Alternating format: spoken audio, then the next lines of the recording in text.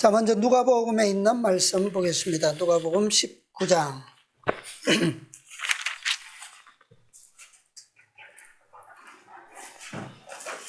누가복음 19장 12절부터 있는 말씀인데요.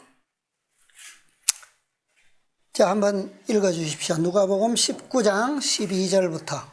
가이사랴 어떤 귀인이 왕위를 받아가지고 오르고 먼 나라로 갈 때 그 종 열을 불러 언 열머나를 주며 이르되 내가 돌아오기까지 장사하라 하니라.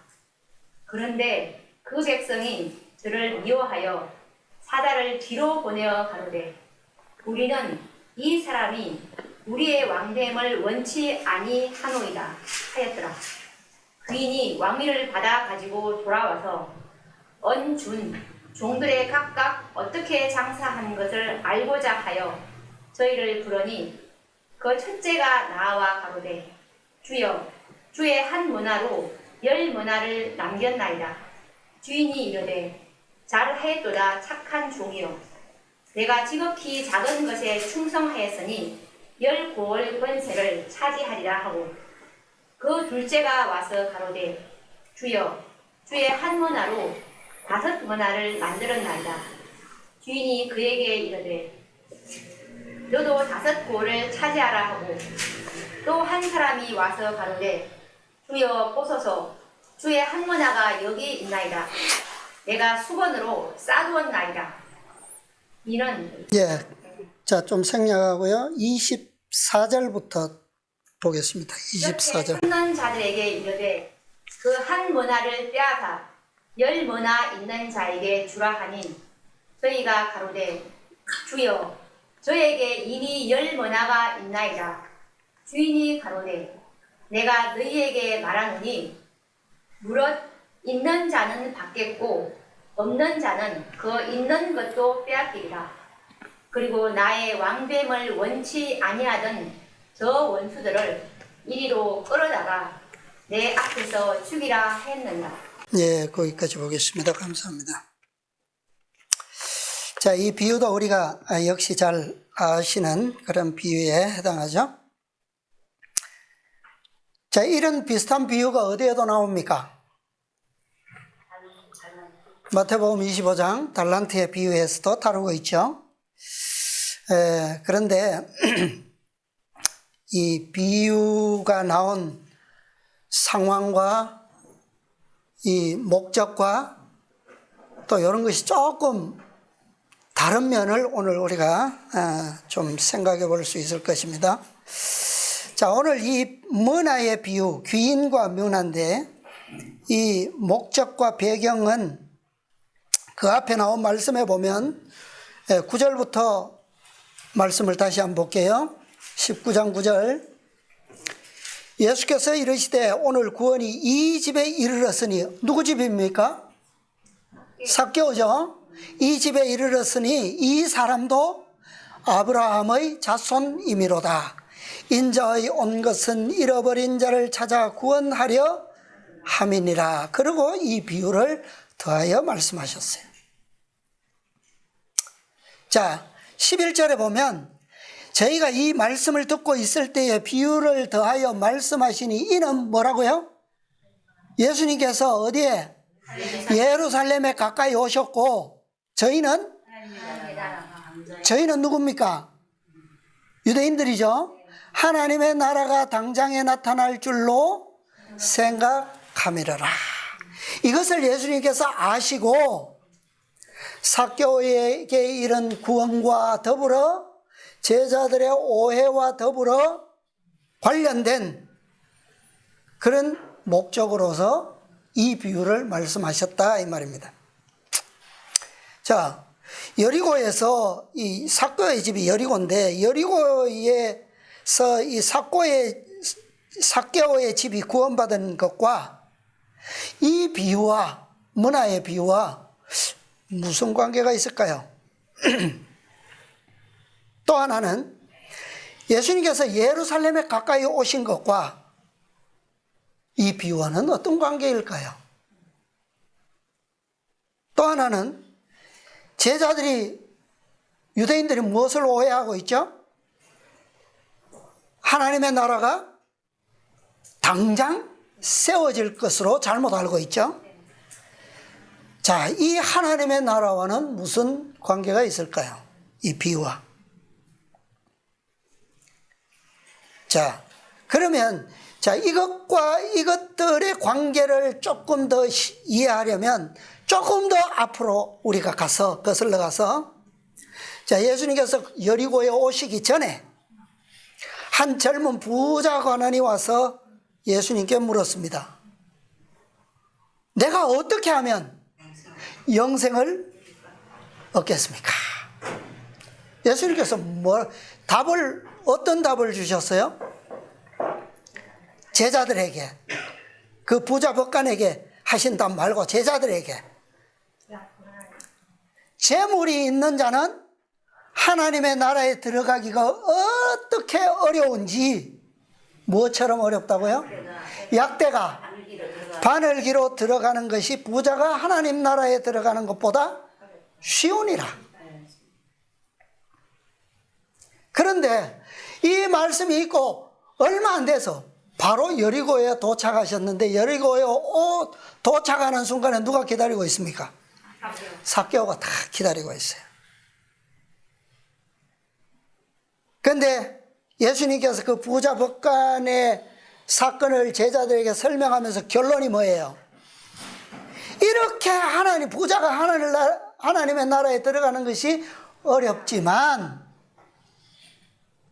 사람은 어렵지만 하나님에게는 쉽다. 다 가능하다고 그랬죠, 그죠? 하나님은 하실 수 있느니라. 딱 말씀하시고 여리고에 왔는데 누가 그것을 증명했어요? 삭개오가 예수님의 말씀을.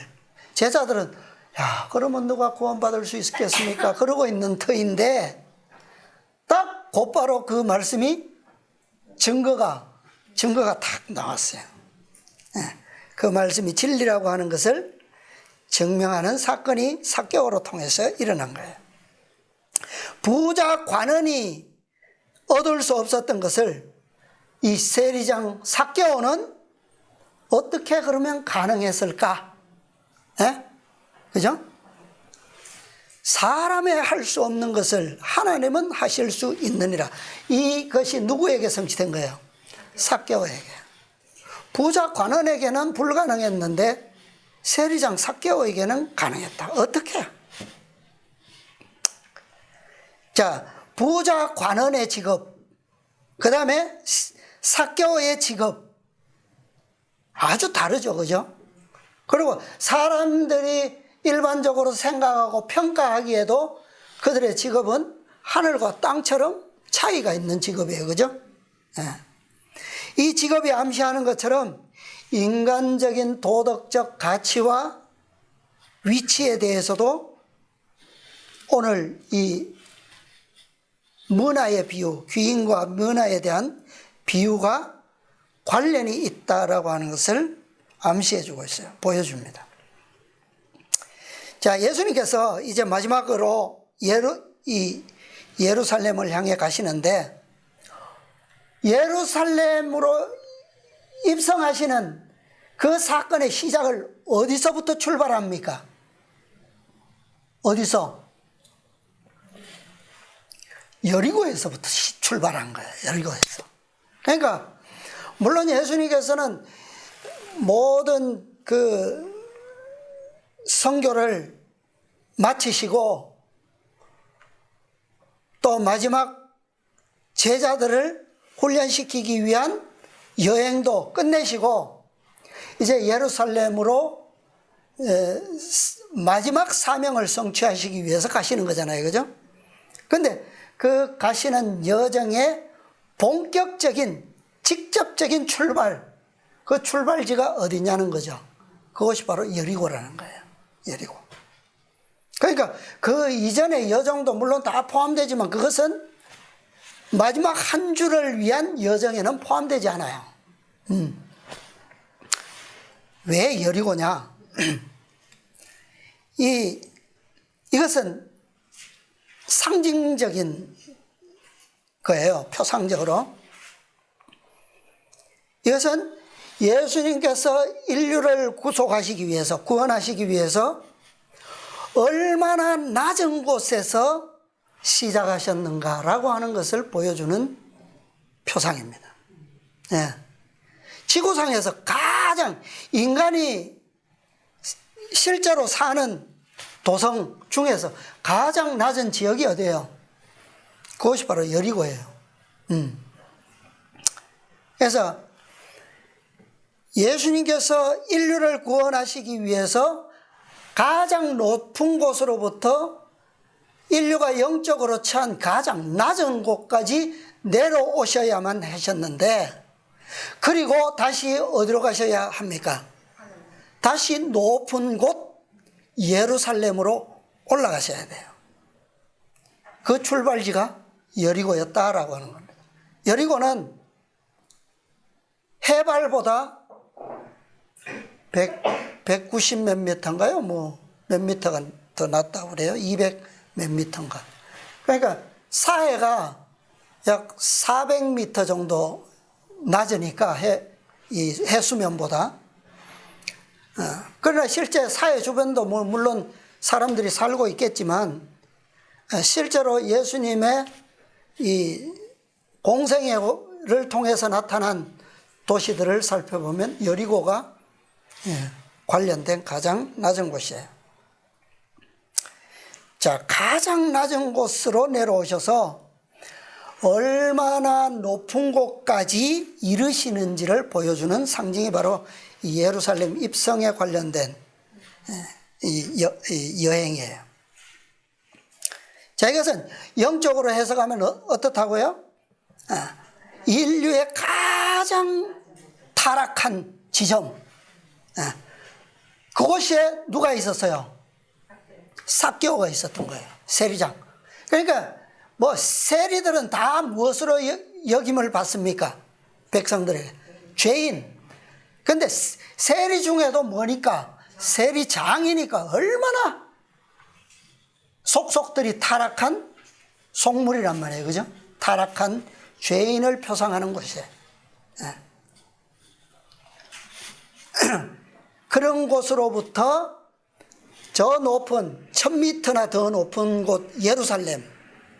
예루살렘은 어떤 곳이에요? 영적으로 이 지상에서 가장 정말 영적으로 고상하고, 그죠? 고귀한 하늘의 빛의 상징인 수도잖아요. 그곳까지 어떻게 이르는지. 그래서 품성적으로 가장 낮고 타락한 지점에서 가장 고상한 품성으로의 회복의 상징이 바로 예수님의 마지막 이 여리고에서 예루살렘으로 가는 여정입니다. 자, 그러나 가장 낮은 그런 형편에 처한 사람일지라도 삭개오처럼 예수님을 그리스도로 믿고 영접하면 그도 어떻게 해요? 그도 예루살렘의 왕, 유대인의 왕, 그리스도의 무엇이 될 수 있는 겁니까? 백성이 되는 거예요. 백성. 그죠? 그걸 보여주고 있는 겁니다. 이 문화의 비유는 이 진리를 구속의 경륜의 차원에서 설명하고 있는 것으로 그렇게 보입니다. 자, 이 비유는 정해진 시간이 있어요. 정해진 시간. 어떤 시간입니까? 12절에 보면 시간이 얼마예요? 얼마만큼 주어졌습니까? 왕위를 받아 가지고 올 때까지예요. 그죠? 올 때까지. 근데 그 시간이 정확하게 여기에는 기록되어 있지 않습니다. 그죠? 비유에는 나타나 있잖아요. 자, 이건 우리가 찾아야 되는 거예요. 그래서 정해진 시간에 반드시 성취되어야 할 사업, 그것에 이 비유의 포인트가 있습니다. 핵심이 있어요. 자, 그래서 먼 나라를 갈 때에 뭐라고 했어요? 14절에 보니까 내가 뭐 하기까지? 돌아오기까지 뭐 해라? 장사해라. 장사할 시간이 정해져 있다는 거죠. 그죠? 예. 왕위를 받아서 돌아오기까지. 그런데 돌아오기까지 장사해라. 무엇으로? 이 문화로. 그죠? 근데 이 문화가 종 10사람을 불러서 얼마씩 줬어요? 한 문화씩 줬어요. 한 문화씩. 마태복음의 비유하고는 다르죠. 그죠? 예. 여기는 모든 10명의 종들에게 똑같이 한 문화씩 주어졌어요. 그래서 이 비유는 달란트의 비유와 달리 차별이 없는 문화가 맡겨졌다라고 하는 겁니다. 그래서 누구든지 수건에 사두지만 않으면, 장사하기만 하면 이윤을 남길 수가 있음을 볼 수가 있습니다. 자, 이것은 뭘까요? 차별 없이 주어진 한 문화의 선물. 이건 뭘까요? 마태복음 25장 달란트의 비유와 비교해 봤을 때 무엇을 의미하는 것 같습니까?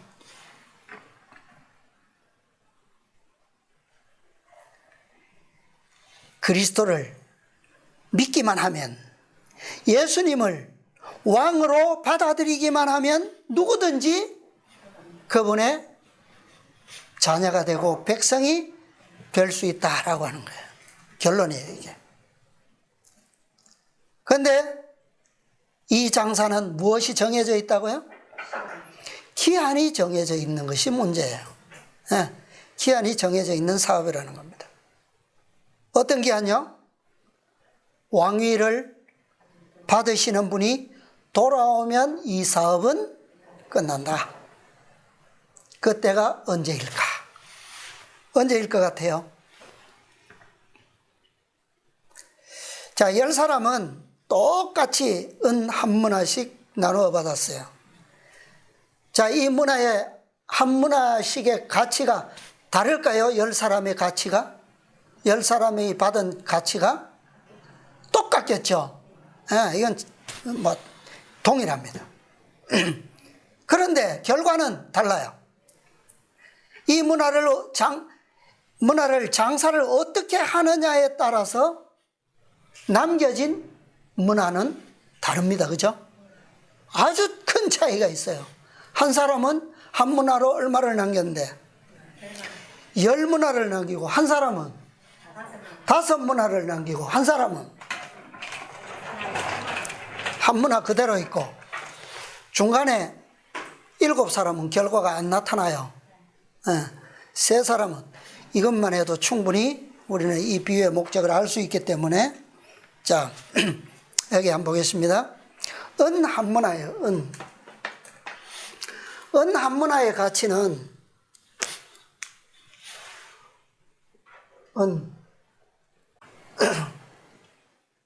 문화의 가치는 얼마냐 하면 100드라크마입니다. 100드라크마. 당시의 화폐로 100드라크마. D. 뭐 드라크마 또는 데나리온.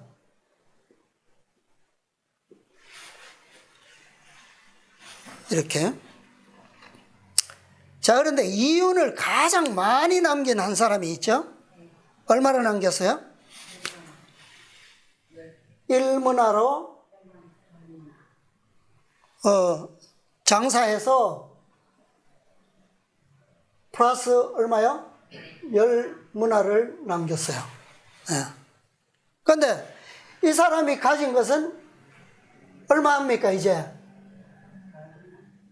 11이죠. 그죠? 11문화예요. 11문화. 그런데 최종 결론은 이게 끝이 아니죠. 이 사람은 얼마를 가지게 됩니까? 나머지 이 한 문화에 있던 것을 누구에게 줘요? 이 사람에게 주죠. 그죠? 플러스 1문화. 총합이 얼마예요?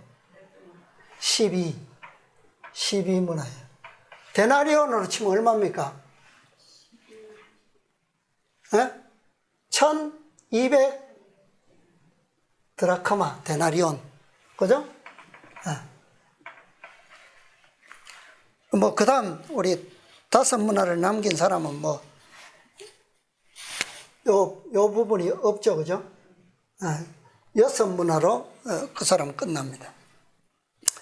자, 우리는 이 첫 번째 사람을 통해서 우리는 좀 생각해 볼 게 있어요. 이 가장 많이 남긴 사람은 10사람 중에 가장 성공한 사람이죠. 그죠? 승리한 사람이에요. 승리자를 표시하는 겁니다. 승리. 그 다음에 이 전체는, 그가 가진 이 결론의 전체는 그가 승리한 자들의 총집합, 왕국을 표상하는 거예요. 왕국. 상징하는 거예요. 그래서 자, 구약시대의 이스라엘을 보면 이스라엘 왕국으로서의 시작이 얼마부터 시작한 거예요? 12로 시작된 거죠. 그죠? 12지파, 12족장, 그죠? 지파로 시작했고, 그 다음에 이 백성들의 조상을 이룬 야곱이 누굽니까? 야곱이 승리함으로 뭐가 됐어요? 이스라엘이 됐잖아요. 그죠? 그래서 이스라엘 왕국은 이렇게 시작되었다. 이들도 결국은 뭐가 됐어요? 승리를 했죠. 그죠? 승리했기 때문에 이 왕국의 조상이 된 거예요. 그죠? 승리하지 못한 아들들은 어떻게 됐습니까? 거기서 빠지죠. 그죠? 이스라엘에서 이름이 빠집니다. 자, 이것은 구약시대고, 신약시대는요, 누가 승리자입니까? 예수 그리스도죠. 그죠? 예수님께서 승리해요. 그런데 신약시대에 이 승리자는 누굽니까? 이 예수님을 통해서 승리한 12 제자들이죠. 그죠? 제자. 이들은 뭐가 됐어요?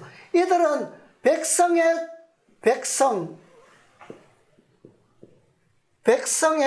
이룬을 왕국의 백성으로서의 조상이고, 이 12제자는 어떤 자격을 가져요? 수도, 새 예루살렘의 뭐예요? 12성곽의 기초.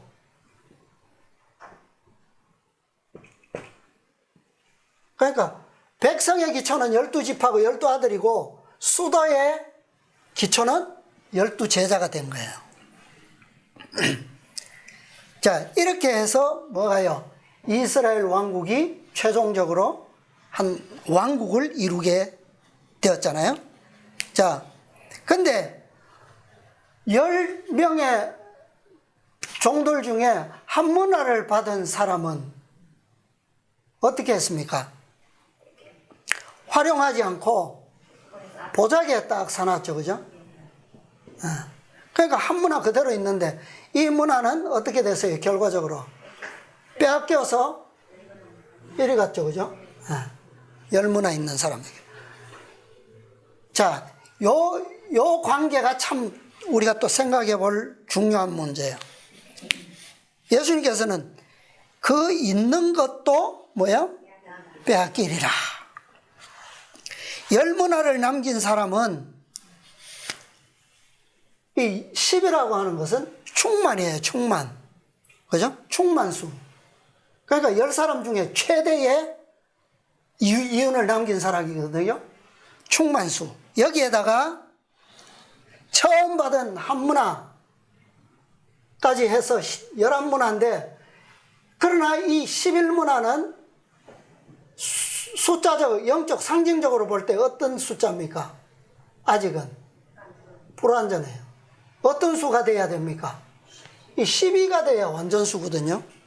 그런데 이 12를, 이 사람이 완전한 백성을 이루기 위해서는 어떻게 돼야 돼요?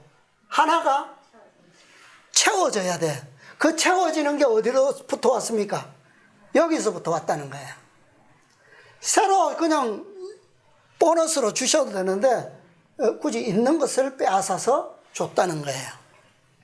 자, 이것은 이 하나님께서 주신 선물, 그분께로부터 나오는 모든 선물은 단 하나의 문화도 잃어버리거나 버려지지 않는다. 가치 없이 떨어지지 않는다는 거예요. 이 사람한테 있으면 평생 한문화로서 별 가치가 없죠. 그러나 이 사람한테 가면요, 이 한문화가 또 얼마를 만들 수 있어요? 또 충만을 이룰 수 있어요. 그죠? 네. 그래서 하나님의 말씀은 결코 선물은 떨어지지 않는다. 네. 잃어버리지 않는다는 거예요. 자, 참고로 달란트의 비유를 보면요,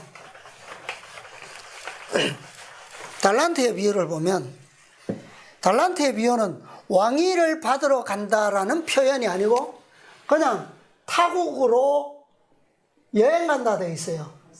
네. 네. 타국으로 여행을 갈지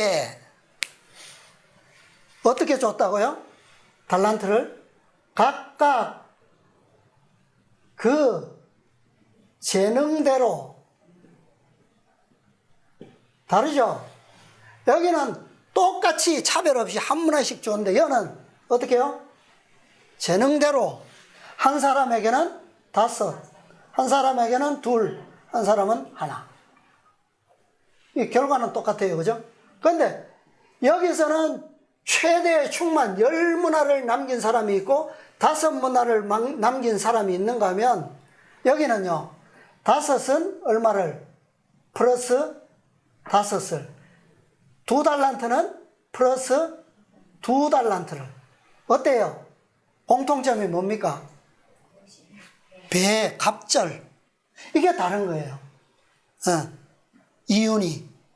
그래서 이거는 이 두 비유는 비슷한 것 같지만 시대적이고 상황이, 그러니까 목적도 다른 것을 설명하고 있어요. 그런데 궁극적으로 이 둘이 합쳐져야지만 구속사업이 끝나는 거예요.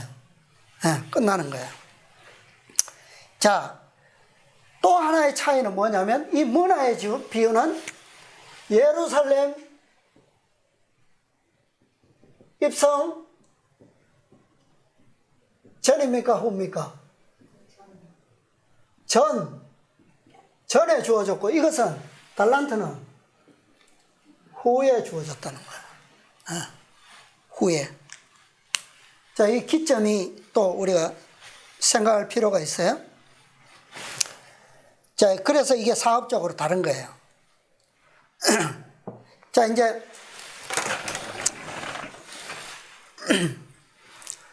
자, 이 비유에 대한 표상적인 역사의 기록이 있습니다. 그거 좀 찾아볼게요. 자, 이스라엘, 야곱이 애굽으로 내려갈 때 12아들과 함께 몇 명이 내려갔어요? 70명. 70명.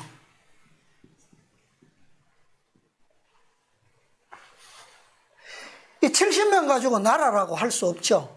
왕국이라고 할 수 없죠. 네. 그래서 왕도 사실 필요가 없는 거예요. 그죠? 이때는 부족이었으니까. 근데 400년 후에는요, 400년 후, 내가 4대 만에 너희를 이 땅으로 다시 데려오겠다. 400년 후. 자, 이때는 어떻습니까? 이때 출애굽할 때는 이 70명이 어떻게 됐어요? 큰 나라를 이루었죠, 그죠? 네, 왕국을 이루었어요. 왕이 필요합니까? 네, 왕이 필요했어요. 그래서 이스라엘 백성들이 출애굽할 때 그들에게는 어떤 왕이, 누가 왕이 될 필요가 있었습니까? 왕. 그죠? 왕이 필요했죠? 근데 이 나라가 최종적으로 승리하는 왕국이 되기 위해서는 누구를 왕으로 인정해야 된다고요? 하나님. 하나님. 그 다음에 그들은 그래서 하나님을 왕으로 인정하고 그분의 명령을 따르고 순종하기로 맹세했습니까? 출애굽할 때 했죠? 네. 그래서 나라와 왕이 시작돼, 출애굽 시작대에 있게 됐어요. 자, 출애굽기 24장의 말씀 한번 찾아보겠습니다. 출애굽기 24장 9절부터 한번 볼게요. 자, 한번 읽어 주십시오. 모세와 아론과 나답과 아비후와 이스라엘 장로 70인이 올라가. 몇 명이요? 70인, 장로 70인. 이 나답과 아비후 포함된 숫자예요. 그 다음에 이스라엘 하나님을 보니 그 발 아래에는 청옥을 편듯하고 하늘같이 청량하더라. 하나님이 이스라엘의 존귀한 자들에게 손을 대지 아니하셨고 그들은 하나님을 보고 먹고 마셨더라. 여호와께서 모세에게 이르시되 너는 산에 올라 내게로 와서 거기 있으라. 너로 그들을 가르치려고 내가 율법과 계명을 친히 기록한 몰판을 내게 주리라. 모세가 그 종자 여호수아와 함께 일어나 하나님의 산으로 올라가며 장로들에게 이르되 너희는 여기서 우리가 너희에게로 돌아오기까지 기다리라. 언제까지 기다리라고요? 돌아오기까지. 자, 그 다음에요. 아론과 훌이 너희와 함께 하리니 무릇 일이 있는 자는 그들에게로 나아갈지니라 하고 모세가 산에 오르매 구름이 산을 가리며 여호와의 영광이 시내산 위에 머무르고 구름이 6일 동안 산을 가리더니 제7일에 여호와께서 구름 가운데서 모세를 부르신다. 산 위에 여호와의 영광이 이스라엘 자손의 눈에 맹렬한 불같이 보였고 모세는 구름 속으로 들어가서 산 위에 올랐으며 40일 40야를 산에 있으니라. 네, 얼마 동안요? 40일 동안. 자, 나라를 이룰 수 있는 사람은 누가 되어야 됩니까? 승리자죠, 그죠? 승리한 사람이 나라를 왕국의 왕이 될 수 있어요, 그죠? 이룰 수 있어요. 그런데 모세가 지금 뭐하러 올라갑니까? 산에. 출애굽하자마자 시내산에 도착하자마자 무엇부터 해요? 시내산 광야에서 진을 쳤을 때 그들은 나라에 대한 공식적인 출범을 하죠, 그죠? 여기서. 예. 할 때 제일 먼저 한 게 뭐예요? 방금 읽은 이거예요, 그죠? 예. 산에 올라갔는데 왜 올라간 겁니까? 예? 율법을 받았죠, 그죠? 하나님의 율법을 받았는데 그 율법을 받았다는 것은 무슨 의미예요? 한 나라의 법은 누가 공포하는 겁니까? 법의 권력은 누가 가지고 있어요? 왕이 가지고 있죠. 그러니까 하나님께서 왕이시고 그분의 법을 백성들이 뭐 했기 때문에 이걸 받으러 간 겁니까? 맹세했기 때문에 우리가 그분을 순종하겠습니다. 그랬기 때문에 받으러 올라갔죠. 그런데 그것을 받아서 내려오기까지 얼마가 걸렸다고요? 40일. 그러면 자, 이스라엘 백성들이 이스라엘이 한 왕국으로서 백성을 이루는 시간이 얼마였습니까? 아까 400년. 그죠? 400년. 그 다음에 왕으로서 왕권을 받고 표를 받아오는 데까지 얼마가 걸렸다고요? 40일. 그죠? 40일. 그 다음에 400년. 그 다음에 실제로 왕국의 땅을 차지하는 데까지는 또 얼마가 걸렸어요? 40년. 자, 그러면 이게 다 이 비유와 연결되어 있겠죠. 그죠? 내가 왕위를 받아가지고 돌아오기까지 너희는 장사하라. 그동안에 뭐 하라는 겁니까? 문화를 가지고 이윤을 남기라는 거죠. 그죠? 자, 모세가 이 왕의 권위, 표, 법을 받으러 갔지만 사실은 왕은 모세가 아니라 그 법을 주신 분이 왕이죠. 그죠? 그래서 이스라엘이 하나님을 왕으로서 세우기까지의 시간은 바로 400년이 지났을 때였다. 처음에 얼마로 시작했지만 70명으로 시작했지만 그죠? 400년 후에는 큰 나라를 이루고 그 왕국이 되었을 때는 70명의 부조가 아니라 누가 70명이었어요? 나라의 장로, 지도자가 70명이었어요. 백성은요, 100만이 넘는, 뭐 어떤 예언의 신에는 뭐 수백만이라고 되어 있고 어떤 데는 100만이 넘는다라고 되어 있어요. 뭐 어쨌든 성경상 중요한 것은 20세 이상 장정들을 얘기하죠. 그들이 60만 얼마였어요. 그죠? 자, 그 다음에 이것이 바로 이 문화의 비유에서 똑같이 한 문화를 주시면서 내가 돌아오기까지 장사하라라고 한 기한이에요. 기한. 40일, 40년, 400년, 또 하나가 있죠? 4,000년. 자, 4,000년에 대해서도 보죠. 자, 이제 이스라엘은 지상에서 그 어떤 나라도 섬기지 않던 하나님을 이스라엘의 왕으로 세운 그런 나라가 되었습니다. 최초로. 이 왕국은 아담이 타락한 이래로 잃어버렸던 그 왕국의 왕권, 그것을 언제 회복될 거라고요?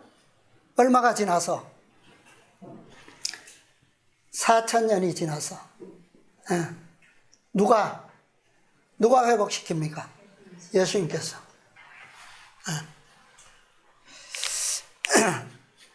그러니까 4,000년 동안 이 왕국의 백성이 될 백성들은 어떻게 머물러 있었어요? 이스라엘 백성들이 애굽 땅에 내려가서 나그네로 400년을 살았던 것처럼, 그죠? 타락한 인류는, 아담의 후손들은 4,000년 동안 이 지상에서 나그네로 살고 있었죠. 그죠? 왕국 없이.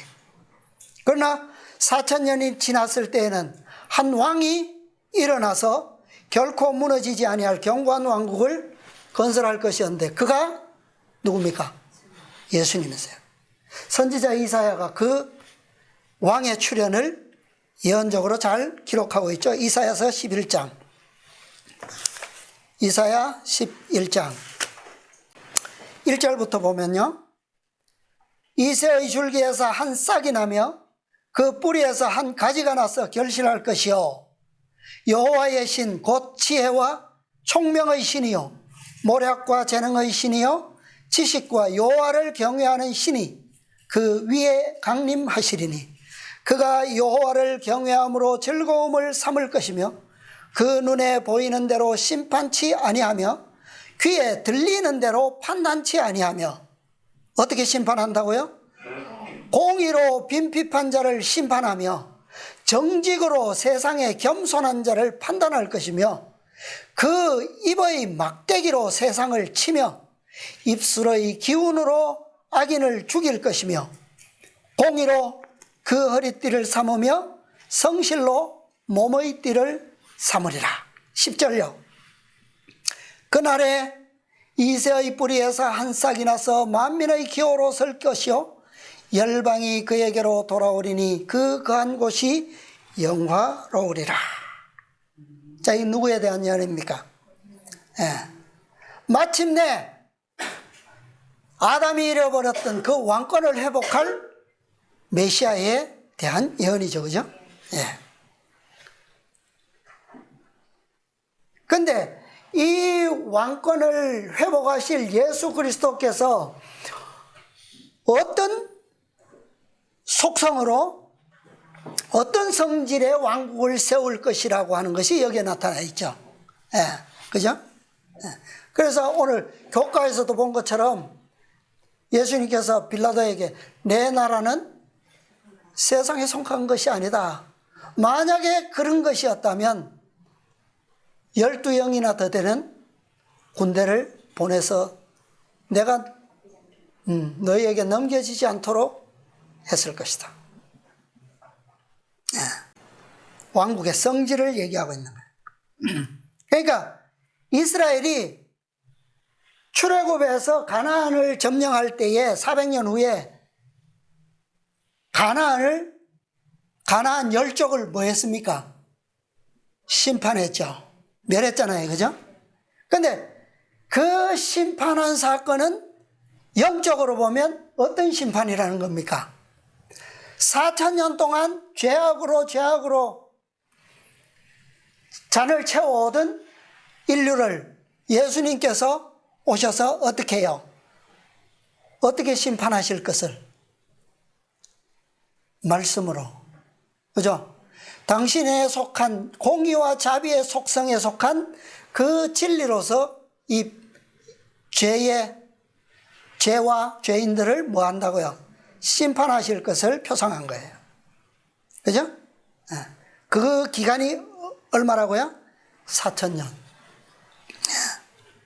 그러니까 그분께서는 가나안의 그 아모리 열족을 멸한 것처럼 이스라엘이 칼로서 다 죽였던 것처럼 그렇게 하시는 것이 아니라 공의와 자비의 말씀. 그 입에 뭐로요? 그 입에 막대기로 세상을 치며 입술의 기운으로 악인을 죽일 것이며 4절요. 그죠?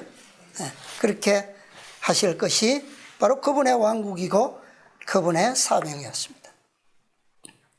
그런데 예수님께서 오셔서 실제로 악을 심판하시는 가장 완전한 무기는 무엇이었을까요? 악을 이기시는, 심판하시는 가장 완전한 무기. 그게 뭡니까?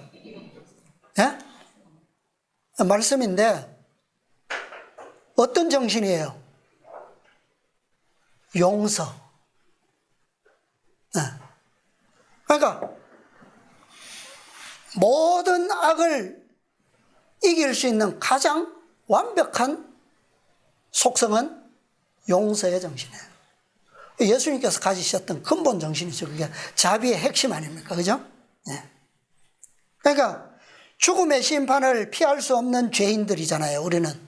근데 그런 죄인들로부터 악을 심판하고 악을 멸할 수 있는 우리의 품성에서 그러한 악의 속성을 정복할 수 있는 완전한 방법은 이 속성밖에 없는 거예요. 그래서 예수님께서 우리를 뭐 하셨어요? 용서해 주신 거예요. 우리도 이 속성을 믿음으로 얻게 될 때 우리도 무엇을 정복한다고요? 악을, 이 가나안 열족을 멸하고 심판할 수 있는 능력이 우리 속에 생기게 되는 거예요. 자, 그런데 이 이스라엘이 400년 후에 가나안 열족을 멸하기 전에도 이스라엘이 이 아모리 족속을 심판한 일이 있었습니다. 그런데 그 사건은 제가 성경 보지 않고 창세기에 나오는데 뭐 다 잘 아시니까 설명을 할게요. 그 전에도 가나안 사람을 심판하는 일이 있었어요. 야곱이 형을 속이고 도망갔죠. 도망갔다가 21년이 지나서 바다나람에서 다시 가나안 땅으로 왔어요. 와서 막 틀을 잡고 장막을 쳤는데 돈을 주고 샀어요. 은 100개를 주고 그 땅을 샀어요. 장막 친 틀을. 그게 최초로 이스라엘이 가나안 땅에 자리 잡은 곳이었어요. 그곳이 어디였습니까? 세겜이에요. 그런데 세겜에서 어떤 사건이 일어났어요. 최초로 장막을 친 곳에서. 야곱의 딸 디나가 그 땅 여인들을 구경하러 나갔다가 어떤 일을 당했어요? 강간을 당했죠. 그래서 이 야곱의 아들들이 어떻게 그들을 심판하기 위해서 어떻게 했어요?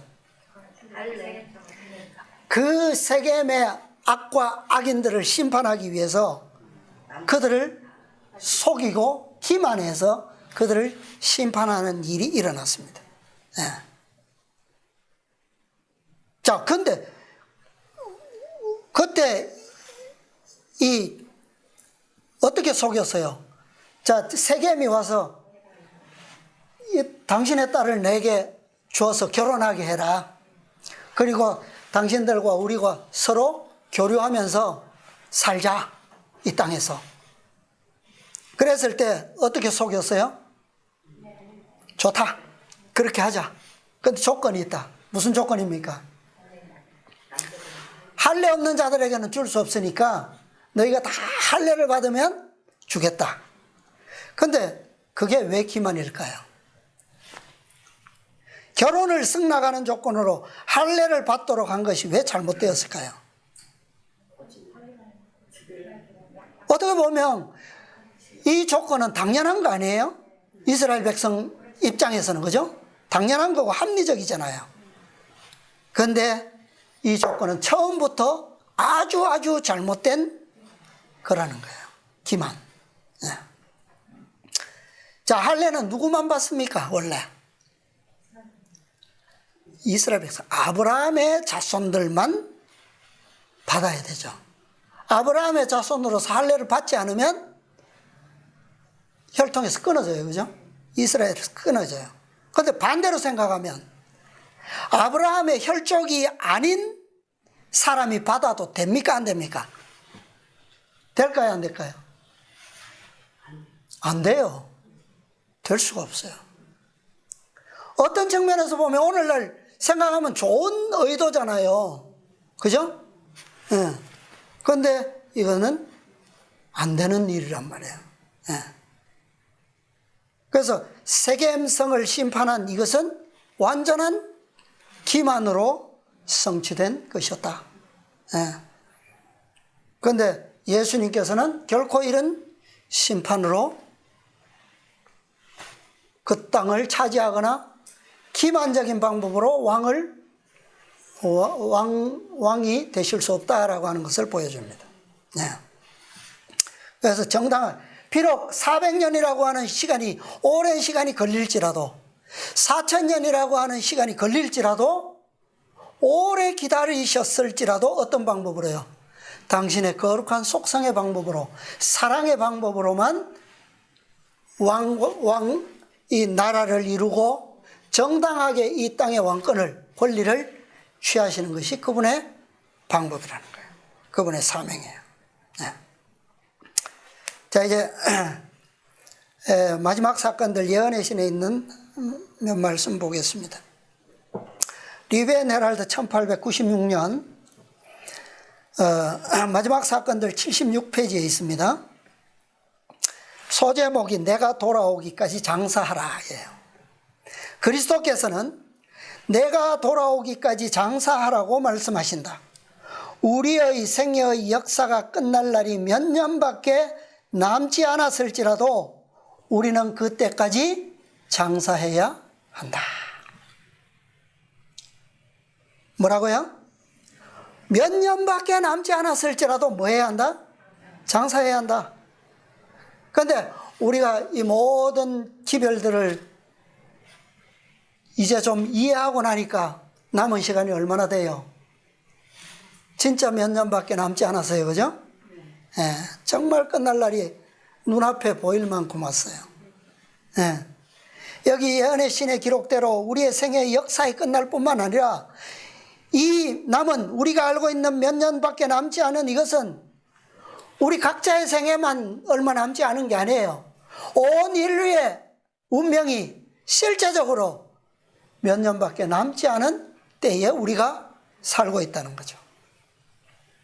우리가 이 짧은 남은 시간 동안에 무엇을 어떻게 장사해야 할까요? 지금 우리는 누구에게든지 차별 없이 주신 구원의 선물, 이 한문화,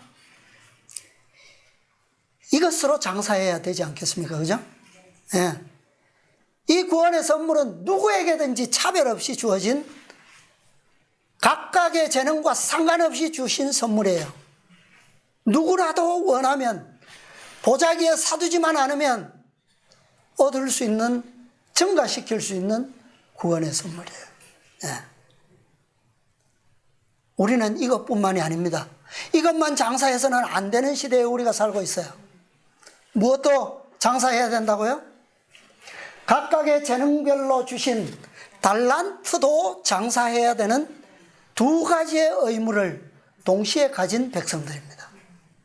하나만 장사해서 안 돼요.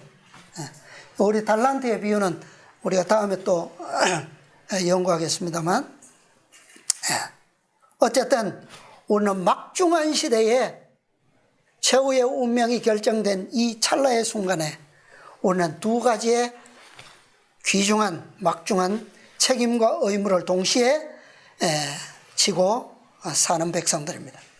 자, 또 한 말씀요. 편지 1897년 편지입니다. 같은 책에 기록되어 있고요. 그리스도께서는 각 사람이 그분의 재림을 조용히 묵상하도록 자신을 훈련시키기를 원하신다. 모든 사람은 매일 하나님의 말씀을 연구해야 하지만 현재의 의무를 등한히 해서는 안 된다. 우리는 재림을 눈앞에 두고 있죠. 매일 뭐 해야 한다고요? 자신을 훈련시키기 위해서 말씀을 연구하고, 그러면서도 뭐 해야 한다고요? 이 문화와 달란트의 재능으로 장사해야 한다. 의무를 등한히 해서는 안 된다. 그 다음에 원고 26, 1901년 그리스도께서는 그분이 오실 때 당신을 기다리는 무리들 중에서 어떤 사람은 사업 거래에 종사할 것이며 어떤 사람은 들에서 씨를 뿌릴 것이고 다른 사람들은 추수장에서 수확할 것이며 또 다른 사람들은 맷돌을 갈고 있을 것이라고 말씀하셨다. 그분의 택하신 백성들이 생활의 의무와 책임을 버리고 한가하게 명상하며 종교적인 환상에 사로잡혀 사는 것은 하나님의 뜻이 아니다. 우리의 의무가 지금도 어떻다고요? 명확하게 살아 활동해야 된다라고 하는 거예요. 그죠? 우리는 매일의 의무와 매일의 환경, 사명 가운데서 예수님의 재림이 어느 순간에 닥칠지라도 그 있는 상태에서 뭐 할 것이라고요? 그분의 재림을 맞게 될 거라는 겁니다. 우리가 그분의 재림을 맞기 위해서 어떤 특별한 환경에 있거나 어떤 특별한 다른 의무를 찾아야 되거나 그런 게 아니라는 거죠.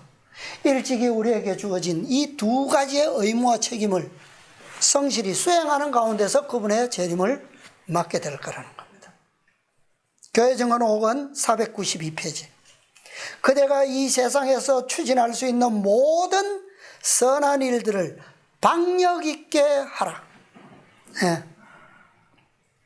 자, 그런데 지금 주신 이 몇 말씀들 다 장사하라는 거죠.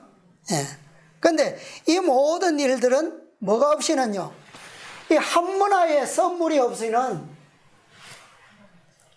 아무것도 불가능해요.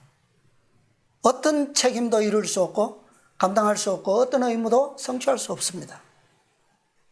이것이 우리에게 주신 가장 기본적인 선물이고 가장 큰 선물이에요.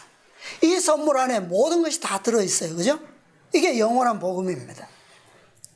달란트의 활용은, 이 한문화의 선물 안에서만 이윤이 발생하는 거예요. 이거 없으면 이건 불가능한 겁니다. 이해하시겠어요? 네. 하나님과 그리스도가 그분들께서 우리의 구주시요 우리의 왕으로 우리 각 개인에게 왕이 되지 않는 한, 왕으로서 우리의 마음속에 모시지 않는 한 우리는 아무것도 이룰 수 없다는 말이에요. 이 한문화가 우리의 왕이 되시는 기초시고 우리에게 주신 가장 큰 선물입니다. 자, 마지막 백성들은 이 장사도, 이 의무도 이루어야 될 텐데요. 이것은 계시록에 보면 마지막 백성들의 결과가 뭡니까? 저희는 하나님의 계명과 계명, 율법, 모세가 받았던 율법, 계명과 그 다음에 또 뭐요? 예수 믿음을 지키는 자니라. 이게 한문화의 선물이에요. 한문화의 선물. 우리가 우리에게 주신 이 예수 믿음의 선물, 또 그분께서 온전히 순종하시고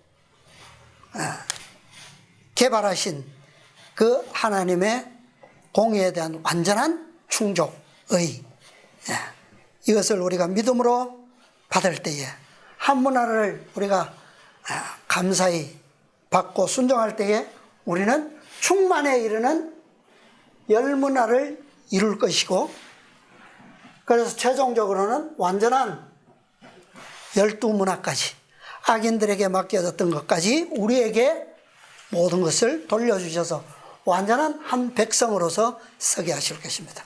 우리가 이 믿음으로 다 승리하시고 주님의 영광스러운 재림에 우리 모두 함께 서게 되시기를 바라면서 말씀을 마치겠습니다.